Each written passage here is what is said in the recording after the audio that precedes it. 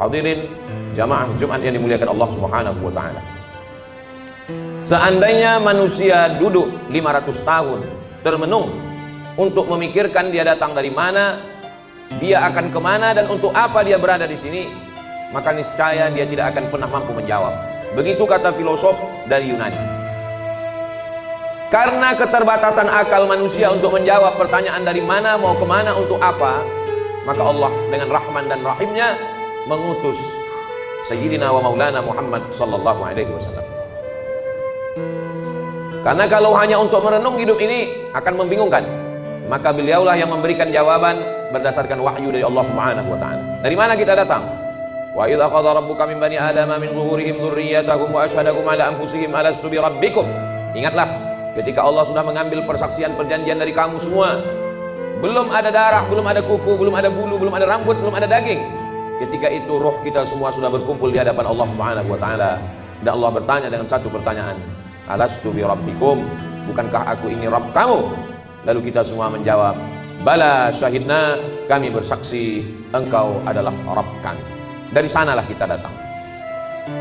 Ini bukan tempat kita, ini tempat perantauan, tempat ujian, tempat jalan-jalan. Nanti kita akan kembali ke tempat asal kita.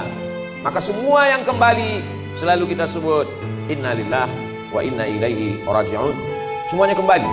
Di tempat perantauan hati memang tidak tenang, selalu ingin pulang, maka selalu keluar ungkapan ar-rahah fil jannah. Ketenangan itu nanti di kampung halaman tempat asli kita di surga bersama Allah, bersama Rasulullah sallallahu alaihi wasallam. Setelah kita tahu, kita sadar kita datang dari mana, lalu untuk apa kita di sini? Wa ma khalaqatul jinna wal insa, tidaklah aku ciptakan jin dan manusia illa liya'budun, kecuali hanya untuk satu saja, beribadah. Kalau lagi hidup hanya untuk beribadah, lalu bagaimana dengan perdagangan, perniagaan, pertanian? Bagaimana dengan membesarkan anak-anak? Disitulah kasih sayang Allah. Yang berdagang pun juga bernilai ibadah. Melangkahkan kaki dari rumah, bismillahirrahmanirrahim, wa'tasamtu billah, la haula wala quwata illa billah. Maka sesungguhnya di dalam tokonya, di dalam rukonya, di dalam pasarnya dia sedang beribadah. At-tajir seorang pedagang, as-saduq jujur, al-amin amanah, tidak curang, tidak bohong, tidak tipu, tidak dusta. Ma'an nabiyyin, mereka bersama dengan para nabi, was-siddiqin, bersama dengan orang yang benar, was-syuhada, bersama orang mati syahid, was-shalihin, mereka akan bersama dengan orang-orang yang saleh. Mereka beribadah. Seorang ulama ahli tasawuf bersama diberi nama Imam Junaid al-Baghdadi. Kita selalu mengenal bahwa Islam ini iman, itulah dia akidah. Islam, itulah dia salat, zakat, haji, umrah, puasa. Dan ada yang disebut dengan ihsan. Ihsan, hubungan batin, spiritual, mensucikan hati. Suci itu bahasa Arabnya safa. Orang yang mensucikan hati, man safa qalbuhu lillah. Mereka yang bergelimang, bergelut dengan ilmu mensucikan hati, disebut dengan orang-orang menekuni ilmu tasawuf. Maka di antara ulama besarnya adalah Imam Junaid al-Baghdadi. Imam Junaid al-Baghdadi memiliki toko di pasar. Dia pagi datang membuka tokonya, ketika ada pembeli dia akad jual beli. Ketika tidak ada pembeli dia sholat sunat. Ketika sepi dia sholat sunat. Ketika ramai dia tetap melayani, karena dua-duanya adalah ibadah. Setelah 400 rakaat dia tutup tokonya, dia pulang ke rumah. Sesuai antara dunianya hasanah, akhiratnya juga hasanah. Bagaimana dengan bercocok tanam, bertani? Idza waqa'at ala ahadikumul qiyamah, kalau hari kiamat sudah mau datang, wa fi yadihi fasilah, di tanganmu ada bibit korma, lalu yughrisha, tanamkanlah. Tanamlah bibit korma. Kenapa? Karena kita tidak berpikir siapa yang akan memakan manis buahnya, siapa yang akan bernaung di bawah daunnya yang rimbun. Kita hanya berpikir bahwa kita sudah memakmurkan alam semesta dengan tanam-tanaman. Dosa bukan hanya zina, dosa bukan hanya khamar. Man qata'a sidratan, siapa yang memotong sebatang pohon sidir, sawwaballahu ra'sahu finnar, disungkurkan Allah kepalanya ke dalam api neraka. Begitulah Islam. Islam tidak hanya membatasi ibadah pada sholat, rukun, syarat, wajib, sunat, sunan muakkad, itu ibadah mahdah namanya. Tapi ada perbuatan-perbuatan yang kelihatannya bukan ibadah, tapi dia bernilai ibadah. Polisi, tentara, angkatan laut, darat dan udara, mereka sedang beribadah. Kalau mereka mati, matinya jihad fisabilillah, menjaga perbatasan negara, menjaga keutuhan negara, bagian dari ibadah dengan niatkan bismillah dengan nama Allah. WC, toilet, bau busuk, jorok, najis, tempat setan, masuk ke dalamnya dengan berdoa, Allahumma inni a'udzubika minal khubuthi wal khaba'ith. Maka ketika itu dilakukan, itu pun juga bernilai ibadah. Begitulah luasnya rahmat Allah Subhanahu wa taala. Langkah kaki, hayunan tangan, kedipan mata, bisikan telinga, berapa darah yang dicuci buah pinggang, berapa nafas yang berhembus, berapa lintasan hati dan pikiran, kita mau semuanya itu bernilai ibadah kepada Allah Subhanahu wa taala. Karena kita tidak diciptakan untuk apa-apa kecuali melainkan hanya beribadah. Itulah mengapa subuh kita katakan iyyaka na'budu, kepada Engkau kami beribadah. Tergelincir matahari kita lagi mengulang iyyaka na'budu. Condong matahari saat petang kita ulang lagi, tenggelam matahari kita ulang, sempurna gelap malam sholat isya dan kita terbangun tahajud malam, kita katakan iyyaka na'budu, kami beribadah hanya kepada Engkau, tidak kepada lain. Karena memang tujuan hidup kita adalah ibadah. Bagaimana ibadah orang kaya? Dengan hartanya bangun masjid, menyantuni anak yatim. Bagaimana dengan orang yang fakir miskin? Dengan sabarnya, dengan ridhanya menerima takdir ketetapan Allah. Orang yang sakit pun beribadah, yang hari ini terbaring di ruang ICU, mereka sesungguhnya juga dengan sabarnya ibadah. Kalau sesuai keinginan kita dengan keinginan Allah, yang kita doakan, yang kita harapkan datang, Allah ingin kita bersyukur. Syukur adalah ibadah. La in syakartum la azidannakum. Kalau tidak sesuai yang kita inginkan dengan yang datang, kita risau dan marah, maka kita adalah murka Allah. Ketika sesuai yang kita harapkan, Allah ingin kita bersyukur. Syukur adalah ibadah. Ketika tidak sesuai yang kita inginkan dengan kenyataan, Allah ingin kita bersabar.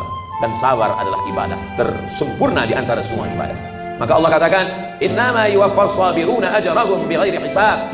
Orang-orang yang sabar balasannya paling sempurna, paling penuh, bighairi hisab, tidak dapat dihitung oleh hitungan manusia. Maka kalau kita lihat perjalanan nabi-nabi, ibadah mereka lebih banyak sabar daripada syukur. Nabi Ibrahim alaihissalam bersabar mendapati seorang ayah Azar, pembuat berhala. Bersabar terusir dari kaum penyembah bintang. Bersabar dibakar oleh Namrus, mengaku Tuhan. Bersabar tidak punya anak, 86 tahun baru dititipkan Ismail. Bersabar ketika mesti terasing dengan anak, buah hati belayan jiwa, ditinggal di kota Makkah Al-Mukarramah, dia mesti kembali ke Palestina. Bersabar ketika diminta Allah untuk berkurban seorang anak. Lebih banyak sabar daripada syukur. Man asyadun nasi balaan, siapa orang yang paling kuat ujiannya ya Allah, ya Rasulullah? Rasul menjawab, orang yang paling kuat imannya, itulah yang paling keras ujiannya. Al-Anbiya, para nabi-nabi, tsummal amsal fal amsal, dan orang yang lebih kuat. Jadi ketika ujian datang silih berganti, hubungan kita dengan Allah kita bangun dengan husnuzan. Kalau dengan manusia saja kita bisa husnuzan, kenapa seorang anak buah diperintahkan untuk menunggu direktur atasan mampu menunggu sekian jam? Kenapa dia mampu menunggu? Hanya karena mengharapkan gaji bulanan, karena mengharapkan naik pangkat dan jabatan. Dia husnuzan dengan atasannya. Mengapa kita tidak pernah husnuzan dengan yang paling tinggi, paling mulia, paling agung, paling teratas di antara semua atasan? Dialah Allah. Kita husnuzan kepada Allah Subhanahu wa taala. Menyenangkan atau menyusahkan, baik atau tidak baik, itu menurut pandangan kita. Dalam pandangan Allah semuanya baik. Maka kita mintakan kepada Allah yang baik menurut Allah. Berapa banyak anak-anak menganggap orang tua tidak sayang. Anak berharap ingin dibelikan handphone, anak berharap ingin dibelikan sepeda motor, anak berharap ingin dibelikan mobil. Orang tua yang tidak membelikan keinginannya menganggap orang tua tidak sayang. Padahal itulah orang tua yang sayang. Dia tidak ingin anak ini rusak. Dia tidak ingin anak ini kecanduan game online. Dia tidak ingin anak ini akalnya tidak dipakai untuk belajar. Seorang anak saja sulit untuk menangkap logika seorang ayah. Bagaimana dengan logika Allah Subhanahu wa taala? Maka hubungan kita dengan Allah yang paling indah adalah hubungan husnuzan. Buah daripada husnuzan adalah ridha. Sebelum matahari terbit kita sudah katakan aku ridha. Raditu billahi rabba. Aku ridha menerima segala ketetapan-Mu ya Allah. Orang yang paling bahagia adalah sururul qalbi bimururil qada. Hati merasa bahagia melewati perjalanan takdir Allah Subhanahu wa taala. Sampai kapan? Lelah, letih, kecewa, sakit hati, marah. Sampai kapan? Sampai akhirnya kita tidak lagi mampu berkata dan berbuat apa-apa. Muda, belia, terang benderang, sampai pada akhirnya menguning, layu dan mati. Di sini tempat kita sejenak singgah dalam perjalanan panjang, mampir sejenak ke pom bensin, ke toilet, berwudu, makan, istirahat. Setelah fresh, kita lanjutkan perjalanan. Perjalanan kita selanjutnya adalah kembali menghadap Allah. Ketika kita sudah lulus dengan berbagai macam ujian, ridha, sabar, tawakal, berat ujian hidup, ada yang maha besar tempat mengadu. Angkat kedua tanganmu, katakan Allahu Akbar. Besar ujian hidupmu, ada yang maha besar. Allahu Akbar. Besar dosamu, ada yang ampunannya lebih luas. Dzunubi mithlu a'dadir rimali. Dosaku sebanyak buih di lautan, sebanyak pasir di pantai. tapi ampunanmu lebih luas, lebih banyak lagi daripada itu ya Allah. Abu'u laka bi ni'matika alayya, aku datang menghadapmu membawa nikmatmu, nikmat mata, nikmat tenaga. Wa abu'u bi dzambi, tapi justru aku datang membalasnya dengan dosa-dosaku. Tapi aku yakin dan percaya Engkau mengampuni segala silap, salah dan dosa. Innallaha yaqbalu taubatal 'abdi qabla an yugharghir. Allah menerima taubat seorang hamba sampai kapan? Adakah batasan 40 tahun? Tidak ada. Sebelum ghargharah, sebelum sakratul maut, kembali ke jalan Allah. Ya ayyuhalladzina amanu, orang yang percaya bahwa dia akan kembali kepada Allah, hidup sejenak sementara. Man arafad dunya hanan alaih. Siapa yang kenal dunia, maka ringan bagi dia menjalani hidup dunia. Dunia tak sampai setengah sayap nyamuk. Dunia tak sampai setetes dari lautan samudra. Bagi yang dapat setetes jangan bangga, jangan bahagia, karena yang kau dapat hanya setetes. Bagi yang tidak dapat jangan kecewa, karena yang tidak kau dapatkan pun cuma hanya setetes. Masih ada lautan yang luas. Walal akhiratu khairul laka minal ula. Akhirat lebih utama. Wal akhiratu khairu wa abqa. Akhirat lebih baik, akhirat lebih kekal. Seorang penggali parit berkubang lumpur dari jam 7 pagi sampai jam 7 petang. Gajinya dimakan, diambil oleh orang yang lebih berkuasa, yang lebih hebat. Kecewa, sakit hati, dia masih bisa tersenyum. Mengapa? Karena dia yakin ada akhirat. Malik yaumiddin. Di sana ada keadilan. Di sana akan ada perhitungan. Hatta yuqadus satul jalha, hatta yuqadus satul qarna, sampai-sampai kambing yang bertanduk akan dituntut oleh kambing yang tidak bertanduk. Begitulah keadilan Allah Subhanahu wa taala. Untuk apa ada akhirat? Bagi mereka yang A, tidak, T, keyakinan, is. Orang yang meyakini tidak ada Tuhan, tidak ada malaikat, tidak ada akhirat, mereka akan stres, mereka akan depresi, mereka akan bunuh diri. Bagi mereka gedung yang tinggi, puncak daripada penyelesaian segala masalah. Naik ke atas gedung, terjun ke bawah. Kalau dia bahagia, sebahagia-bahagianya, karena menurutnya dialah puncak kebahagiaan, tidak ada Tuhan. Kalau dia stres, susah, depresi, dia akan amat sangat menderita dalam hidup. Orang beriman, kalau dia sukses, kalau dia kaya, kalau dia berkuasa, maka dia akan berkata, hadza min fadli rabbi, ini karunia Tuhanku, liyabluwani, untuk menguji aku. Ashkur, apakah aku akan bersyukur, am akfur, atau aku akan kufur. Kalau dia sedang diuji, susah, sakit, menderita, dia tidak stres, dia tidak putus asa, karena itu hanyalah salah satu bagian dari cara Allah untuk menguji imannya. Untuk apa kita hidup sampai hari ini? Kenapa kawan kita, sahabat kita lebih muda, lebih sehat, lebih dulu mati daripada kita? Alladzi khalaqal mauta, Allah menciptakan mati, wal hayata, Allah menciptakan hidup. Liyabluwakum ayyukum ahsanu amala. Allah menguji siapa yang paling baik amalnya. Bukan yang paling tinggi jabatannya, bukan yang paling banyak hartanya, bukan yang paling ganteng wajahnya. Ayyukum ahsanu amala, siapa yang paling baik amalnya. Sampai pada akhirnya kita akan menghadap Allah.